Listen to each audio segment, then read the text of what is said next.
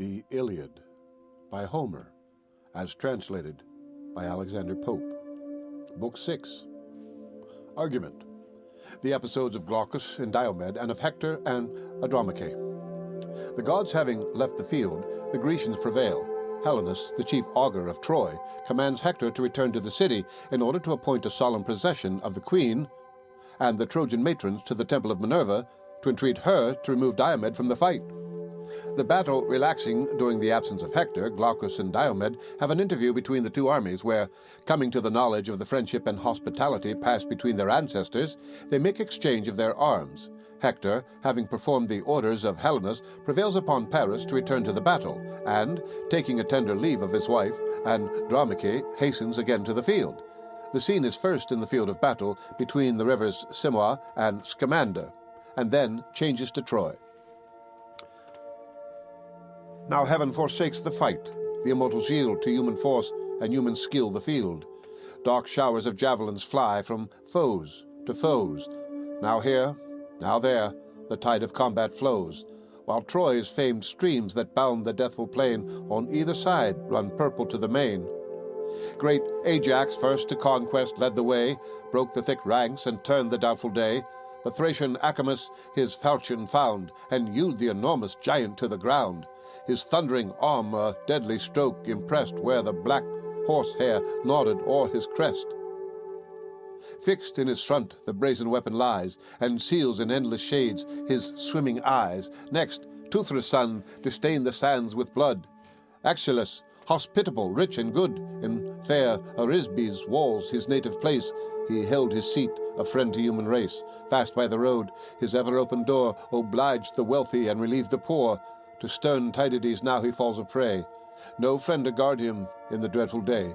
Breathless, the good man fell, and by his side his faithful servant, old Calesius, died. By great Euryalus was Dresus slain, and next he laid Opheltius on the plain. Two twins are near, bold, beautiful, and the young, from a fair Naiad and Bucolion sprung. Laomedon's white flocks Bucolion fed, that monarch's firstborn by a foreign bed. In secret woods he won the Naiad's grace, and two fair infants crowned his strong embrace. Here dead they lay in all their youthful charms. The ruthless victor stripped their shining arms. Astyalus by Polypoetus fell, Ulysses' spear Pydietes sent to hell. By Teucer's shaft brave Aretion bled, and Nestor's son laid stirred Ablerus dead. Great Agamemnon, leader of the brave, the mortal wound of rich Elatus gave, who held in Pedasus his proud abode, and tilled the banks where silver Satnio flowed. Melanthius by Eurypylus was slain, and Phylacus from Laetus flies in vain. Unblessed, Adrastus next at mercy lies beneath the Spartan spear, a living prize. Scared with the din and tumult of the fight, his headlong steeds, precipitate in flight, rushed on a tamarisk's strong trunk and broke the shattered chariot from the crooked yoke. Wide o'er the field, resistless as the wind, for Troy they fly and leave their lord behind. Prone on his face he sinks beside the wheel. Atrides o'er him shakes his vengeful steel. The fallen chief in suppliant posture pressed, the victor knees, and thus his prayer addressed. Oh, spare my youth, and for the life I owe, large gifts of price my father shall bestow. When fame shall tell that not in battle slain thy hollow ships his captive son detain, rich heaps of brass shall in thy tent be told, and steel well-tempered and persuasive gold. He said. Compassion touched the hero's heart. He stood, suspended with the lifted dart. As pity pleaded for his vanquished prize, stern Agamemnon swift to vengeance flies, and furious thus, O impotent of mine, shall these Atrides mercy find? Well hast thou known proud Troy's perfidious land, and well her natives married at thy hand. Not one of all the race, nor sex, nor age, shall save a Trojan from our boundless rage. Ilion shall perish whole and bury all. Her babes, her infants at the breast shall fall. A dreadful lesson of exampled fate, to warn the nations and to curb the great. The monarch spoke. The words, with warmth addressed, to rigid justice steeled his brother's breast. Fierce from his knees the hapless chief he thrust. The monarch's javelin stretched him in the dust. Then, pressing with his foot his panting heart, forth from the slain he tugged the reeking dart. Old Nestor saw and roused the warrior's rage. Thus, heroes, thus the vigorous combat wage. No son of Mars descend for servile gains, to touch the booty while a foe remains. Behold yon glittering host, your future spoil. First gain the conquest, then reward the toil. And now, had Greece eternal fame acquired, and frightened Troy within her walls retired, had not sage Helenus her state redressed, taught by the gods that moved his sacred breast, where Hector stood with great Aeneas joined, the seer revealed the counsels of his mind. Ye generous chiefs, on whom the immortals lay the cares and glories of this doubtful day, on whom your aids, your country's hopes depend, wise to consult and active to defend, here at our gates your brave efforts unite. Turn back the routed and forbid the flight, ere yet their wives' soft arms the cowards gain, the sport and insult of the hostile train. When your commands have heartened every band, ourselves, here fixed, will make the dangerous stand, pressed as we are, and sore of former fight. These straits demand our last remains of might. Meanwhile, thou, Hector, to the town retire, and teach our mother what the gods require. Direct the queen to lead the assembled train of Troy's chief matrons to Minerva's fane, unbar the sacred gates, and seek the power with offered vows in Ilion's topmost tower. The largest mantle her rich wardrobes hold, most prized for art and labored o'er with gold, before the goddess's honored knees be spread, and 12 young heifers to her altars led. If so the power, intoned by fervent prayer, our wives, our infants, and our city spare, and far avert Tydides' wasteful ire, that mows the whole troops, and makes all Troy retire. Not thus Achilles taught our hosts to dread. Sprung though he was from more than mortal bed, not thus resistless ruled the stream of fight, in rage unbounded and unmatched in might. Hector obedient heard, and with a bound leaped from his trembling chariot to the ground. Through all his host inspiring force he flies, and bids the thunder of the battle rise. With rage recruited the bold Trojans glow, and turn the tide of conflict on the foe.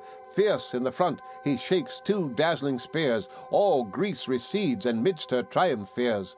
Some god, they thought, who ruled the fate of wars, shot down avenging from the vault of stars.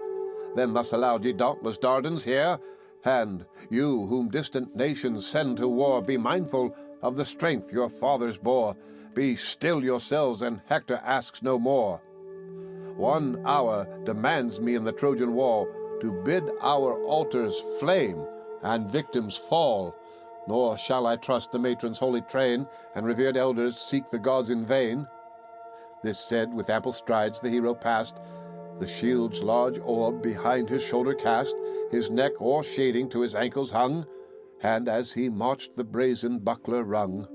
Now paused the battle, godlike Hector gone, where daring Glaucus and great Tydeus' son between both armies met. The chiefs from far observed each other, and had marked for war. Near as they drew, Tydides thus began. What art thou, boldest of the race of man? Our eyes till now that aspect ne'er beheld, where fame is reaped amid the embattled field.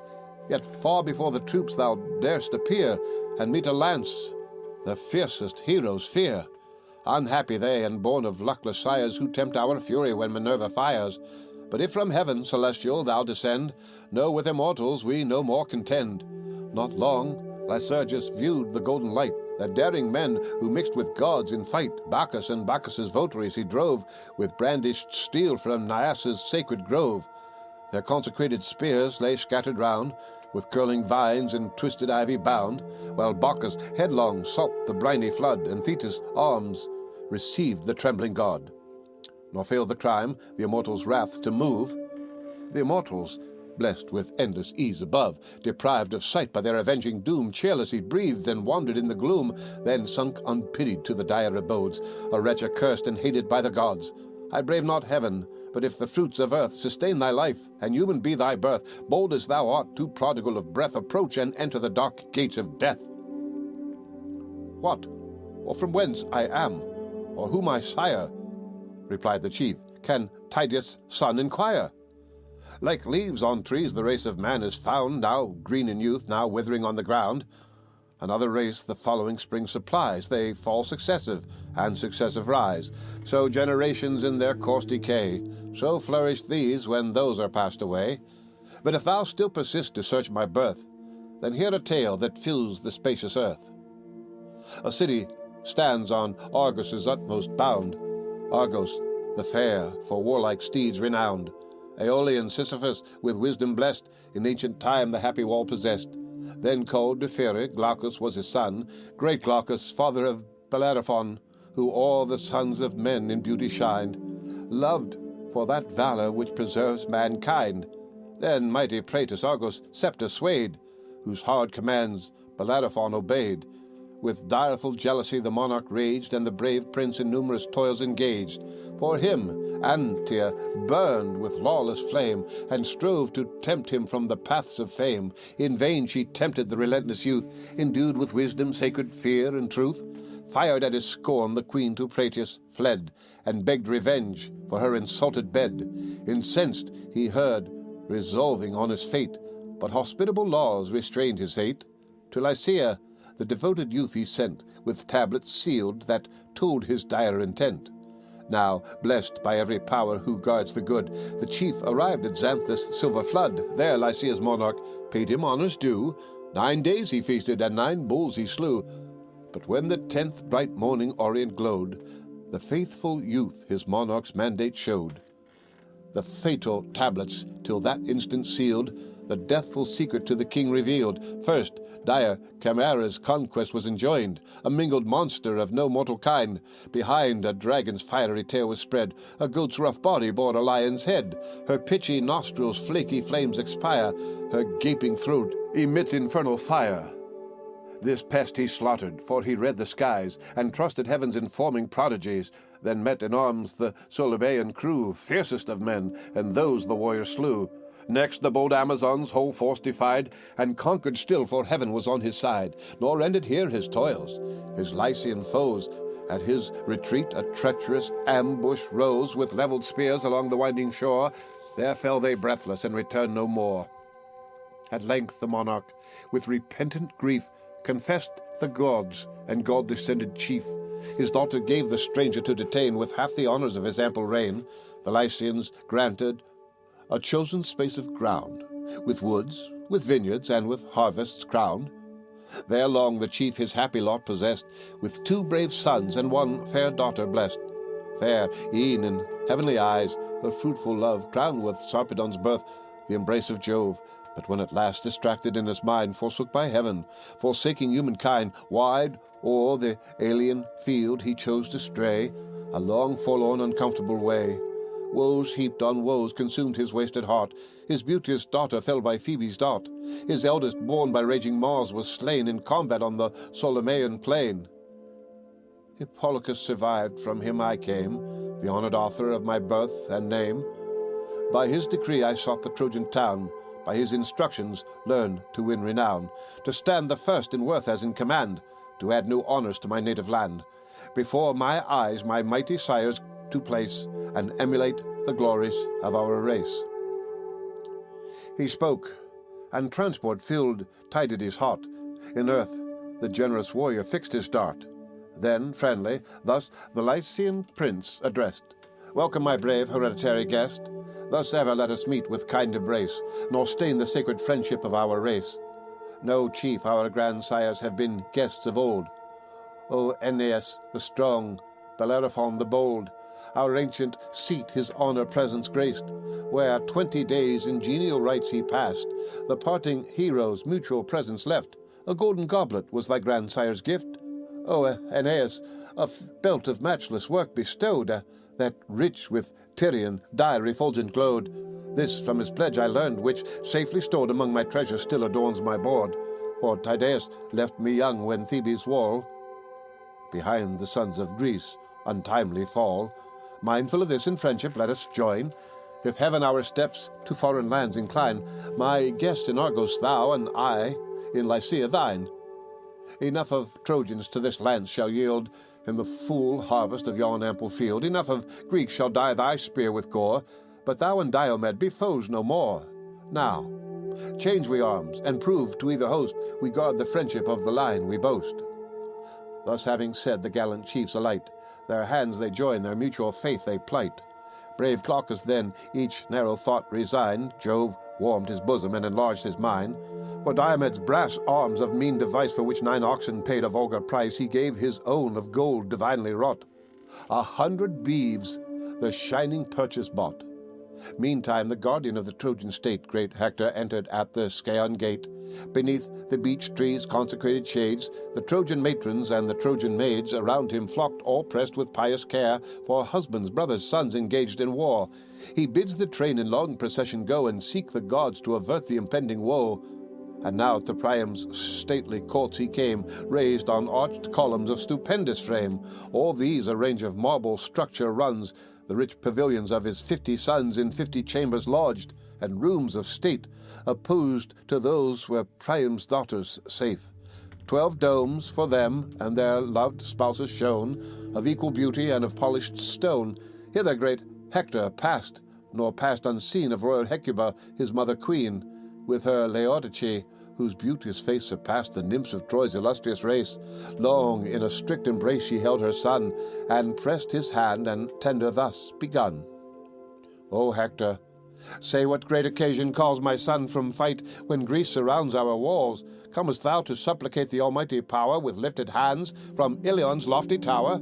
Stay, till I bring the cup with Bacchus crowned in Jove's high name to sprinkle on the ground, and pay due vows to all the gods around. Then, with a plenteous draught, refresh thy soul, and draw new spirits from the generous bowl, spent as thou art with long laborious fight, the brave defender of thy country's right. Far hence be Bacchus' gifts, the chief rejoined. Inflaming wine, pernicious to mankind, unnerves the limbs and dulls the noble mind. Let chiefs abstain, and spare the sacred juice to sprinkle to the gods its better use. By me that holy office were profaned. Ill fits it me, with human gore disdained, to the pure skies these horrid hands to raise, or offer heaven's great sire polluted praise. You, with your matrons, go, a spotless train, and burn rich odors in Minerva's fane. The largest mantle your full wardrobes hold, most prized for art and labored o'er with gold. Before the goddess's honored knees be spread, and 12 young heifers to her altar led. So may the power atone by fervent prayer our wives, our infants, and our city spare, and far avert Tydides' wasteful ire, who mows whole troops and makes all Troy retire. Be this, O mother, your religious care. I go to rouse soft Paris to the war, if yet not lost to all the sense of shame, the recreant warrior hear the voice of fame. Oh, would kind earth the hateful wretch embrace, that pest of Troy, that ruin of our race. Deep to the dark abyss might he descend, Troy yet should flourish, and my sorrows end. This heard, she gave command, and summoned came each noble matron and illustrious dame. The Phrygian queen to a rich wardrobe went, where treasured odors breathed a costly scent. There lay the vestures of no vulgar art. Sidonian maids embroidered every part, whom from soft Sidon youthful Paris bore, with Helen touching on the Tyrian shore. Here, as the queen revolved with careful eyes the various textures and the various dyes, she chose a veil that shone superior far, and glowed refulgent as the morning star. Herself with this the long procession leads. The train majestically slow proceeds. Soon as to Ilion's topmost tower they come, and awful reach the high Palladian dome. Antenor's consort fair Theano awaits, as Pallas's priestess, and unbars the gates. With hands uplifted and imploring eyes, they fill the dome with supplicating cries. The priestess then the shining veil displays, placed on Minerva's knees, and thus she prays. O awful goddess, ever dreadful maid, Troy's strong defence, unconquered Pallas aid. Break thou Tydides' spear, and let him fall prone on the dust before the Trojan wall. So 12 young heifers, guiltless of the yoke, shall fill thy temple with a grateful smoke. But thou, atoned by penitence and prayer, ourselves, our infants, and our city spare. So prayed the priestess in her holy fane, so vowed the matrons, but they vowed in vain. While these appear before the power, with prayers Hector to Paris' lofty dome repairs. Himself the mansion raised, from every part assembling architects of matchless art. Near Priam's court and Hector's palace stands the pompous structure, and the town commands. A spear the hero bore of wondrous strength, a full 10 cubits was the lance's length. The steely point with golden ringlets joined, before him brandished, at each motion shine. Thus entering in the glittering rooms, he found his brother chief, whose useless arms lay round, his eye delighting with their splendid show, brightening the shield and polishing the bow. Beside him Helen with her virgins stands, guides their rich labours, and instructs their hands. Him thus inactive with an ardent look the prince beheld, and high resenting spoke. Thy hate to Troy, is this the time to show, O wretch ill-fated and thy country's foe? Paris and Greece against us both conspire. Thy close resentment and their vengeful ire, for thee great Ilion's guardian heroes fall, till heaps of dead alone defend her wall. For thee the soldier bleeds, the matron mourns, and wasteful war in all its fury burns. Ungrateful man, deserves not this thy care, our troops to hearten and our toils to share? Rise, or behold the conquering flames ascend, and all the Phrygian glories at an end. Brother, 'tis just, replied the beauteous youth. Thy free remonstrance proves thy worth and truth. Yet charge my absence less, O generous chief, on hate to Troy than conscious shame and grief. Here, hid from human eyes, thy brother sate, and mourned in secret his and Ilion's fate. 'Tis now enough, now glory spreads her charms, and beauteous Helen calls her chief to arms. Conquest today my happier sword may bless. 'Tis man's to fight, but heaven's to give success. But while I arm, contain thy ardent mind, or go, and Paris shall not lag behind. He said, nor answered Priam's warlike son, when Helen thus with lowly grace begun.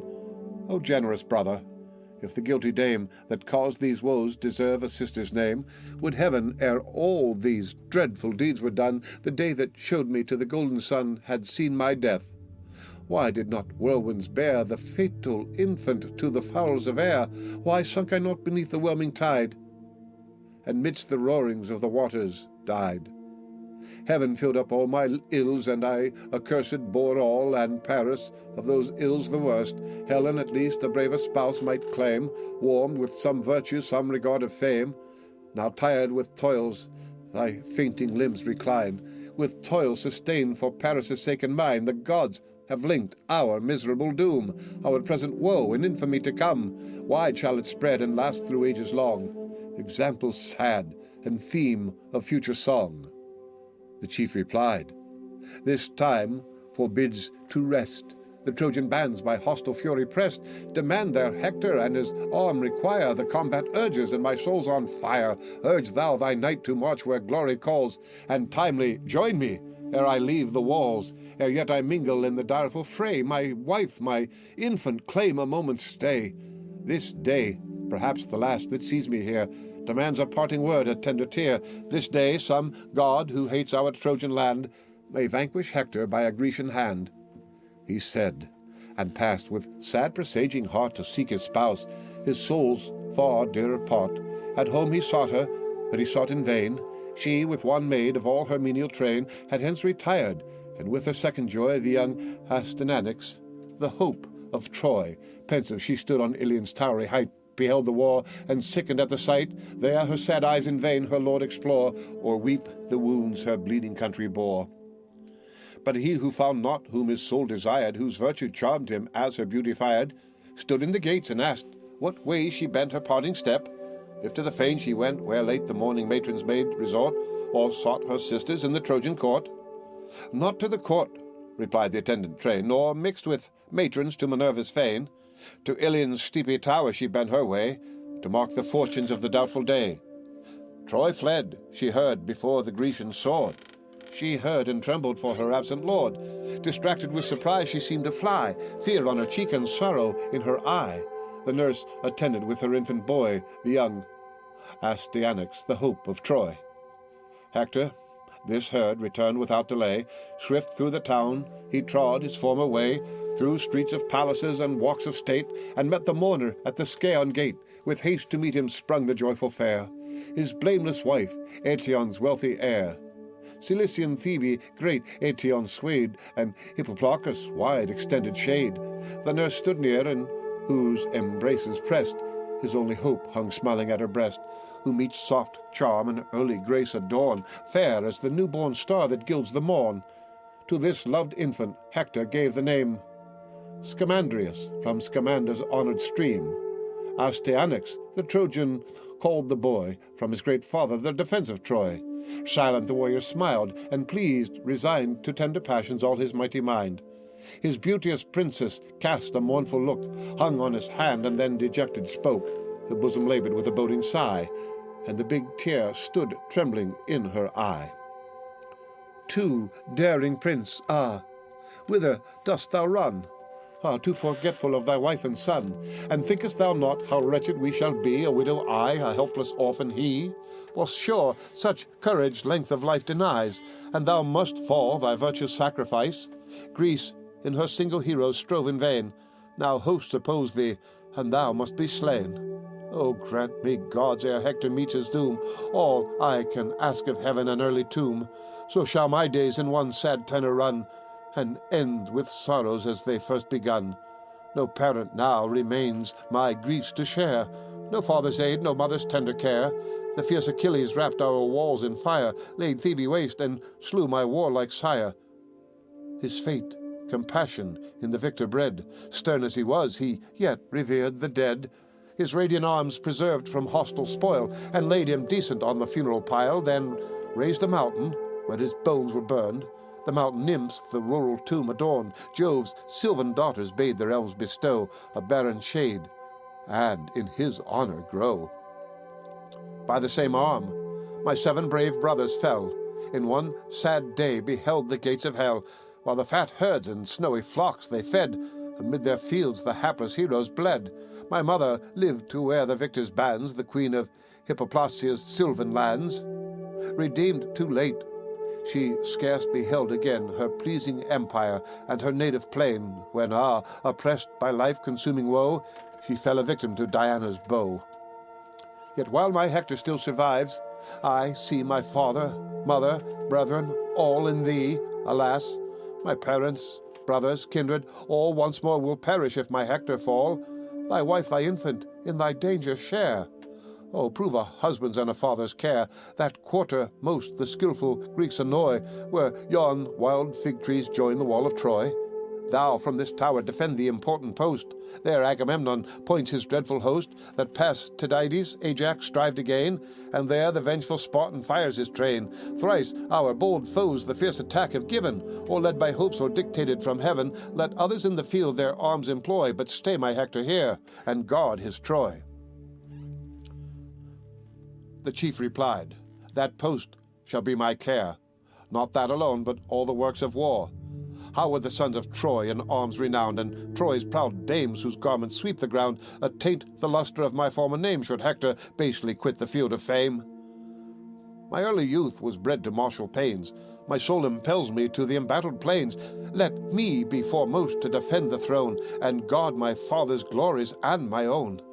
Yet come it will, the day decreed by fates, how my heart trembles while my tongue relates. The day when thou, imperial Troy, must bend, and see thy warriors fall, thy glories end. And yet no dire presage so wounds my mind. My mother's death, the ruin of my kind. Not Priam's hoary hairs defiled with gore, not all my brothers gasping on the shore, as thine, Andromache. Thy griefs I dread. I see thee trembling, weeping, captive led. In Argive looms our battles to design, and woes of which so large a part was thine, to bear the victor's hard commands, or bring the weight of waters from Hyperia's spring. There, while you groan beneath the load of life, they cry, Behold the mighty Hector's wife! Some haughty Greek who lives thy tears to see embitters all thy woes by naming me. The thoughts of glory past and present shame, 1,000 griefs shall waken at the name. May I lie cold before that dreadful day, pressed with a load of monumental clay. Thy Hector, wrapped in everlasting sleep, shall neither hear thee sigh, nor see thee weep. Thus having spoke, the illustrious chief of Troy stretched his fond arms to clasp the lovely boy.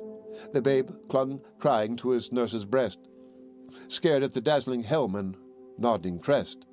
With secret pleasure each fond parent smiled, and Hector hasted to relieve his child.